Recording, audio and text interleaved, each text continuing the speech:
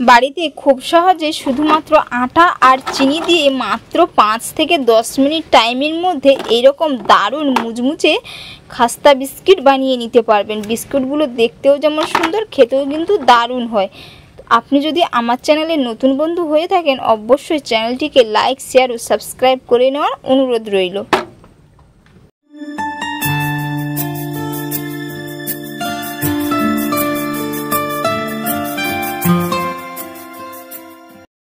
নমস্কার বন্ধুরা, সুজাতা ভিলেজ কুকিংয়ে আপনাদের অসংখ্য অসংখ্য ধন্যবাদ জানাই। আজ আমি আপনাদের শুধুমাত্র আটা আর চিনি দিয়ে দারুণ মজার একটি বিস্কিটের রেসিপি শেয়ার করব।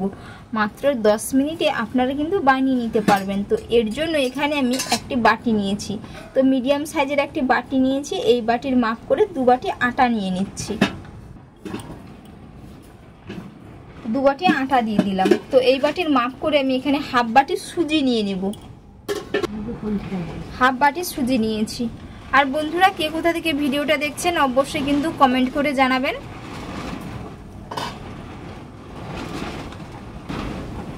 পরিমাণ মতো লবণ দিয়ে দিচ্ছি। তো এবার এর মধ্যে আমি ছোট চামচের মাপ করে 3 চামচ গুঁড়ো দুধ দিয়ে দেবো। তো বন্ধুরা, এখানে আপনারা চাইলে 10 টাকা দামের গুঁড়ো দুধের প্যাকেটটাও দিতে পারেন।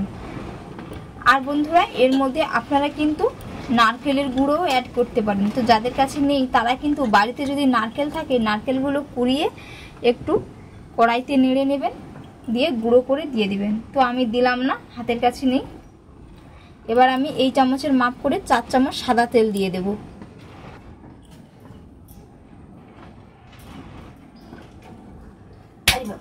এক চামচ, আরো 3 চামচ দিয়ে দেব। 4 চামচ সাদা তেল দিয়েছি। তো এবার এটাকে আমি ভালো করে ময়াম করে নেব। তো বন্ধুরা, গুঁড়ো দুধ কিন্তু দেবেন। গুঁড়ো দুধ দিলে খেতে দারুণ লাগবে, এবং নারকেল যদি থাকে অবশ্যই দেবেন, যদি না থাকে দেওয়ার দরকার নেই। এরকম খুব ভালো করে হাত দিয়ে ময়াম করে নিতে হবে।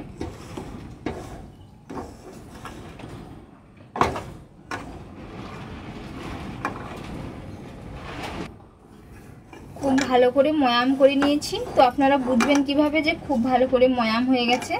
এরকম হাত দিয়ে মুঠো করলে মুঠো হয়ে যাচ্ছে, আবার ভেঙে দিলে ঝুড়ি ঝুড়ি হয়ে পড়ে যাচ্ছে। তো এর মানে বুঝে নিতে হবে যে খুব ভালো করে ময়াম হয়ে গেছে। তো বন্ধুরা, এই অবস্থায় এখানে চিনি অ্যাড করতে হবে। তো যেই বাটির মাপ করে আমি আটা নিয়েছিলাম, 2 বাটি আটার জন্য এখানে 1 বাটি চিনি দিতে হবে।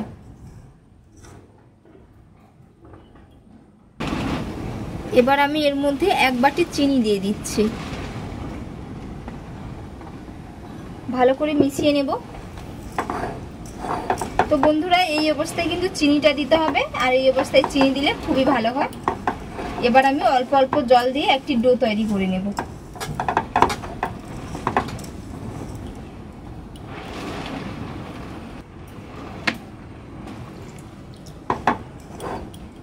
খুব বেশি পাতলা করব না।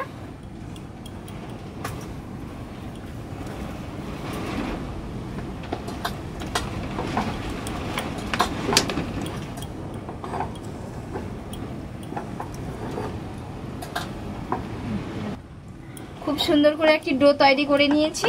তো বন্ধুরা, এটা রেস্টে কোনো রাখার দরকার নেই। তো এটা আমি সাথে সাথে এক্ষুনি কিন্তু বেলে নেব।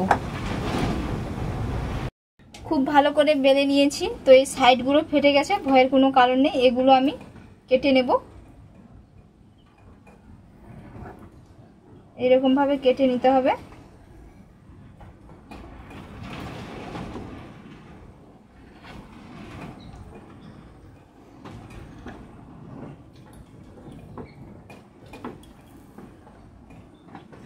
আর বন্ধুরা, এটা খুব বেশি কিন্তু পাতলা করা যাবে না, কিছুটা মোটা রাখতে হবে। তো এইরকম থিকনেস হয়েছে।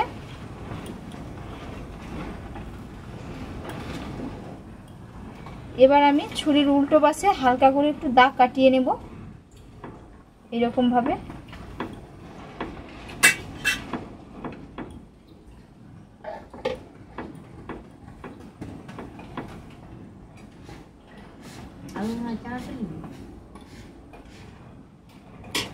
এবার আমি আড়াআড়ি ভাবে দাগটা কেটে নেব, এইরকম ভাবে।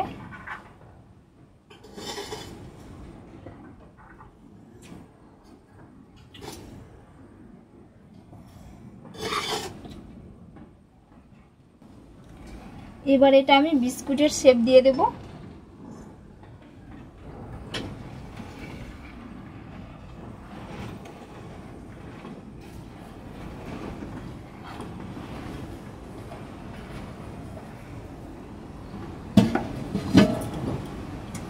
এই যে হয়ে গেছে, বাকিগুলো ঠিক একই রকম ভাবে বানিয়ে নেব। কড়াইয়ের মধ্যে তেল দিয়ে দিয়েছি। তেলটা খুব বেশি গরম করা যাবে না, হালকা করে গরম করে নিতে হবে। তো এবার আমি বিস্কিটগুলো দিয়ে দেব।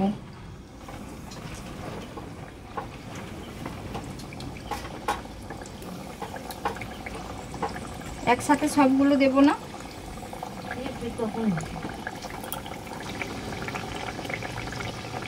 এবার আমি এক পিঠ উল্টে নেব।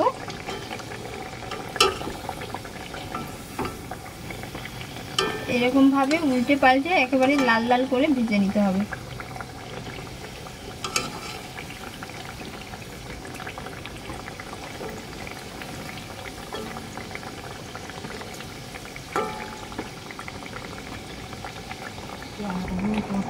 উল্টে পাল্টে খুব সুন্দর করে লাল লাল করে ভেজে নিয়েছি। আর বন্ধুরা কত সুন্দর কালারটা চলে এসছে।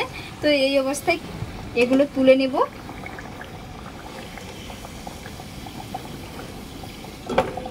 ভাজার পরে কিন্তু বিস্কিটগুলো খুবই নরম লাগবে, কিছুক্ষণ রাখার পরে খুব সুন্দরভাবে একেবারে মুচমুচে হয়ে যাবে। বাকিগুলো ঠিক একই রকম ভাবে ভেজে নেব।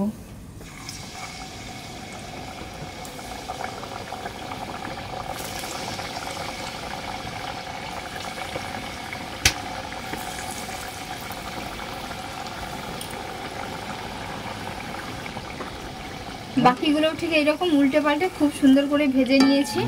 তো এবার আমি এগুলো তুলে নেব। সমস্ত বিস্কিটগুলো ভেজে নিয়েছি। আর বিস্কিটগুলো কতটা মুচমুচে হয়েছে বন্ধুরা, আওয়াজটা শুনেই বুঝতে পেরেছেন যে কত সুন্দর হয়েছে বিস্কিটগুলো। এই যে পুরো একেবারেই দোকানের মতো বিস্কিটগুলো হয়েছে। খেতে কিন্তু দারুণ হয় বন্ধুরা, বাড়িতে অবশ্যই এরকমভাবে একবার বানিয়ে খাবেন, পুরো অসম্ভব মজার হয়। তো এতক্ষণ পুরো ভিডিওটা দেখার জন্য আপনাদের অসংখ্য অসংখ্য ধন্যবাদ রইল। আপনাদের সাথে নেক্সট ভিডিওতে দেখা হচ্ছে। ভালো থাকবেন, সুস্থ থাকবেন। এখনকার মতো ধন্যবাদ।